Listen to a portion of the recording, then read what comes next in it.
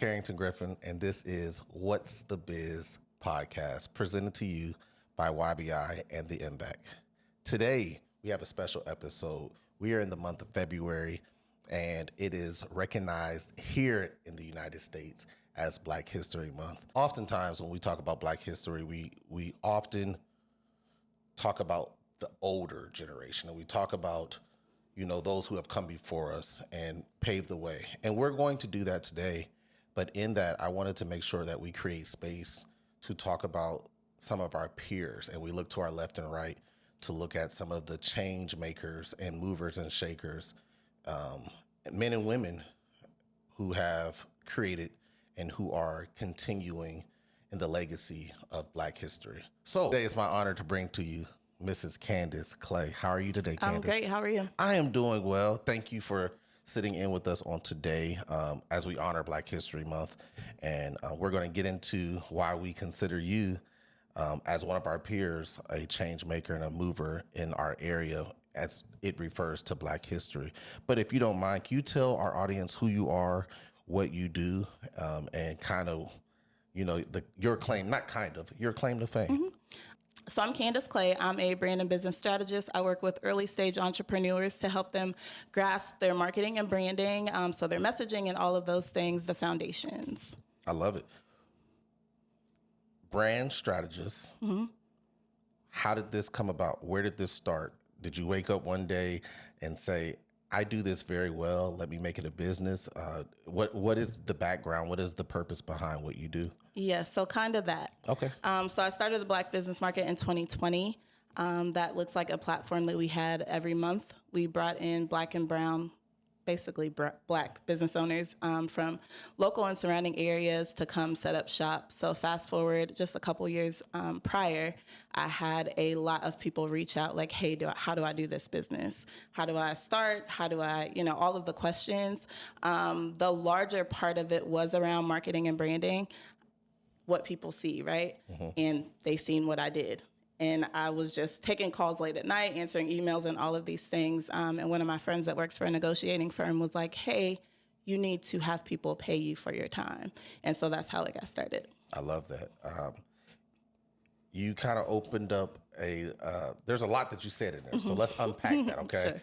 So Black business market, mm-hmm. You mentioned that. Yes. Let's go into detail there. Explain to our listeners who may not have been around, who are new to the area, new to business, mm-hmm. What was it? What is it? So it is a platform that I created for Black business owners. And what it looks like is coming at the time when we started in 2020, looked a little bit different than it does currently. But we were setting up shop once a month. So businesses of all kinds came, set up shop for the day. To sell their goods, products, or services, meet people in person, face-to-face, not just clicking on a website and making a purchase. I really wanted to bring that community and that person-to-person interaction back. It was COVID time, so it was a little tricky, but we still did, and we were still able to be successful. The basis in my mission was to bring positivity to the community. If I'm being honest, we started because of George Floyd, and in my mind, I was very angry, along with, a lot of other tragedies that happened before that. Right. But for a lot of us, that was in our face. I was like, I really want to create something that is for us. Obviously, other races were welcome, but I created it for us. So it was something that we created, and people came monthly. So in the midst of a global pandemic, you, like many other business owners, decided to start a business. Yeah. What did the growth look like for you? So our very first one was June of 2020, dead center in the middle of COVID. But believe it or not, we had 54 vendors, and it was supposed to be a crazy storm that day. So we had COVID, and we were supposed to be outdoors. So last minute, I had to find an indoor venue. But it was great. So that was our very first one. One of our largest one was around 75 business owners. So we did excellent for the time being. It kind of slowed down once, people weren't getting the stimulus checks anymore. And around COVID time, people were kind of like, where's my job stand? And, we were creating different things. So it started to look a little bit different, but around 75 was our largest one. Wow. Okay, so we're in 2026. Can we expect to see? Yes, the people are asking, and I feel like I have no choice but to bring it back. Now, it will look a little bit different. Okay. It won't necessarily be monthly, but definitely one this summer, and I'm thinking one around holiday time as well. I love it. Yep. That's beautiful. So we'll make sure as the MBAC and even on this podcast, when we get that information, we'll make sure that we'll shout it out to get all of our listeners and viewers there. Yes. And then you could also subscribe to the website so that you're able to get like the notifications and things like that. It's just the blackbusinessmarket.site. One more time for the people. It's the blackbusinessmarket.site. Beautiful. Now let's pivot. Let's look at Black history. Okay. And I'm sure we have some listeners. Okay, you told us who you are. You told us what you do, what you've created, why you created it. But where's the tie-in to Black history? You are originally from the city of Warren, correct? Yep. And your family has a rich legacy, your grandfather specifically, with the city of Warren. Can you go into a little detail? Yes. So my grandfather was James Doc Pugh. Unfortunately, he left us in 2015, but his business is still up and running. He started in 1976 in a little house on the corner. We're still in the same location in Warren. And then from there, he had an idea to build a complex. So he bought the land, he built it up, 2 stories. It was, I think at one time, like 7 different businesses. So it started with a record store and a house. And then from there, he built the complex. He had the record store. There was a butcher shop in there at one point in time, a men's and women's clothing store, a shoe store, and a car wash. The car wash is still there. And then I'm 37. In middle school, he started a restaurant. And so the restaurant is still there, and the car wash is still there currently. So he built all that along with, he's really big into activism. So he was a community activist.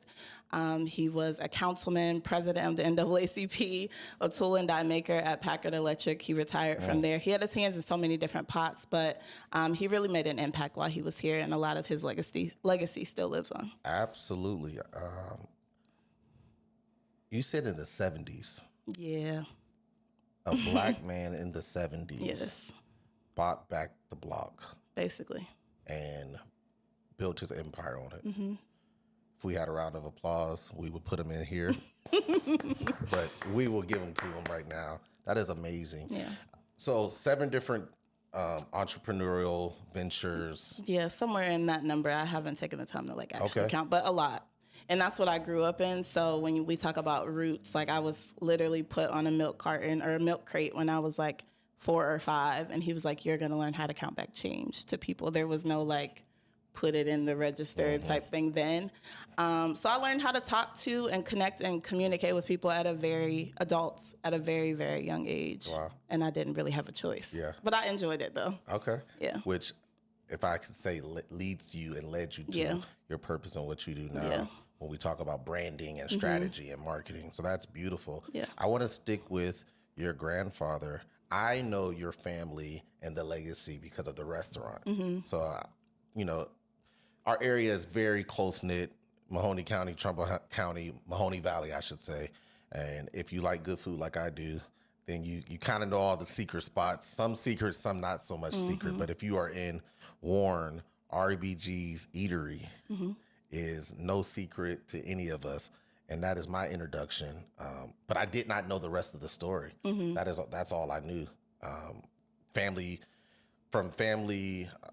gatherings, it's like, hey, we're getting food. I'm young. I just see pans and stuff. I don't know where it's from. It wasn't until I got older where I was able to put the name to the food and to the taste. So from my family to your family, thank you, because you have many arguments and many fights have been settled with a good plate of food from RBG's. So let me ask you this. When we talk about legacy and passing the torch and carrying on the torch, what does that look like for you in this generation, being, your grandfather started this, and now being the adult who can help push them forward, who can help with the messaging, with the marketing of how to stay relevant and how to stay current and not get lost in 2026 and the TikTok trends and the Instagram reels and whatever it looks like we're in now. How do you see yourself being an asset? That's a really good question. I don't know. I'm just, it sounds cliche, but I'm very much so a people person. And I do believe the way to stand out is to connect. Obviously, online, it looks a little bit different than it maybe did in early 2000s, right? So you do have the opportunity to connect with people almost anywhere. So for me, I like to show up as myself. Show up as a human, like show up like this, but then also show up looking like how I look on a regular day basis, but being able to connect with people, meet them where they are. And a large part of it, when we're talking specifically about business, is adding value, providing a solution, letting people know who you are and why they need you, your service, your business product, whatever it is, and doing that over and over and over again. I love that. I'm going to pick out a point here. I'm going to throw you a curveball, okay? But you said adding value. We have a lot of young entrepreneurs in our area. We have some who are good at what they do. We have some who are great at what they do. We have some who are just starting. When we look at the phrase and when we hear the phrase adding value, let's strip it away and let's bring it down to kindergarten. And I need you to speak to our entrepreneurs on what that can mean, whether that means showing up on time, whether that means, hey, if you made a mistake as the owner and operator, going above and beyond to correct the mistake. From a strategist, what are some tools and some tips that you think our generation can glean from and learn? Okay, so I have about 15 in my head, but I'll try to go with 4. Okay. So I think the number one thing is being professional. I think that the same sort of expectations that you set for a business if you're going to the mall, you need to set those for yourself. Showing up on time, answering emails, being professional, right? You're allowed to be human. You don't have to be a robot, but you need to be professional. And I think a lot of people, I'm not going to say a lot of people, but some people have lost that aspect. Okay. It's like it's my business. I can do. No, you still need to be professional. And when I talk specifically about adding value, I think the number one thing is, of course, showing up consistently. And another thing that I would say is educating yourself on your niche or whatever your area of expertise is. Yes. You need to be able to talk about it fluently and so comfortable. And it helps you to show up consistently, and it actually helps you to show up confidently. Okay. So educating yourself. So value, adding the value with your education, being professional. And like I said, I feel like people connect with human beings. It's okay to be yourself and show up and show your personality wherever you are, whether you're online or in person. But people want to see that. Like, that's how people connect with human beings. But yeah, that's a couple things. That was great. Thank you. I was waiting for more on the list because it was so engaging and so true in the profession of being strategists and being business advisors and being the resource for the small business owner. I find that it is hard to get that message across. Yeah. It is very, very simple, but the cheat code is like rinse and repeat, doing it over and over and over and over and over again, to the point where it's like, I don't even have to think about it. I'm just doing it. So, yeah. I love that. That is great advice from a strategist here in our city. Now, I want to make sure I give room for you, okay? Small business owners, large business owners. If you need assistance, we have resources here. The MBAC is a resource. YBI is a resource. Candice is a resource. Do not hesitate. It is, again, you said educating yourself, finding role models, finding advisors, finding those who can help push you and pull you to where you need to go. That is a part of educating yourself. So I said all of that to say, Candice, if someone wants to get in touch with you, if someone wants to consult with you, book you for a consultation, how would they go about doing that? So it's the same website that I mentioned earlier, the blackbusinessmarket.site. There's a link to fill out a client intake form. So the very first step, no matter what type of help that you need, we have to have a clarity call so I could see where the areas of opportunity are and, more importantly, see if we're a good fit.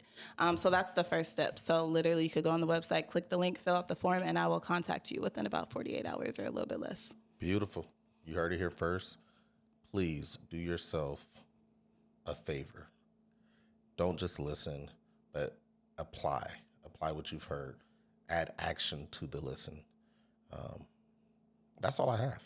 Thank you for having me. Absolutely. Thank you for kicking off our podcast. It has been a pleasure. It has been an honor. Again, I applaud you for being a change maker. I applaud you for being a history maker as well. We don't talk about that when we look at our peers often enough. So that's one thing I try to do. That's one thing I do. If I see someone doing good and doing great, even if I don't know them, if I get a chance after meeting them, hey, I want to applaud you and give you your flowers because, hey, you are doing something that is needed and you're doing it at a very excellent level. So again, from our community, from me, we thank you. And we are looking forward to connecting with you this summer and then also again in the fall or winter. Thank you for tuning in to What's the Biz, powered by YBI and MBAC. We'll see you next time.